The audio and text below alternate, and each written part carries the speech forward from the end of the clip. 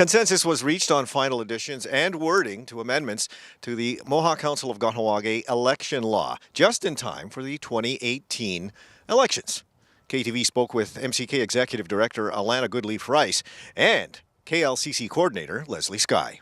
The main change, I think, or one of the main changes, is knowing for sure when an election will take place. So now we know for sure it's the first Saturday of July every 3 years. So we can start doing our planning. We know when we need to call for the electoral officer nomination. We know all this. Before we couldn't do this. Now we can do it. Okay. The other thing is separating the regs, so that procedurally we can move faster, we can make changes quicker. The electoral officer will have more flexibility to adapt all of the forms and administrative items that need to be done.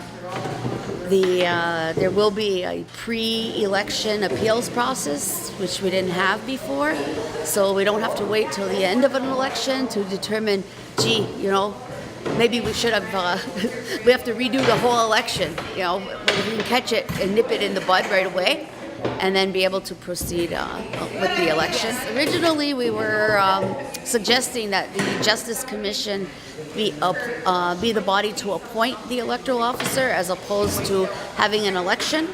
But we came to sort of a middle ground. The community still wanted to have an election for the electoral officer, but the Justice Commission will act as the body to screen, to recruit and screen and ensure that we have, candidates that can do the job.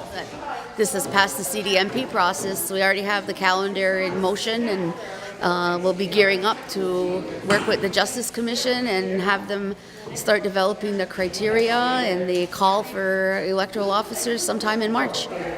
Things passed, and they passed quickly, so the process seems to be having some success. Yes, it certainly did, because it's flexible. It allows us that flexibility to move along with this process when we need. And tonight was a very good example of that, being that the second hearing and the legislative session were both not required.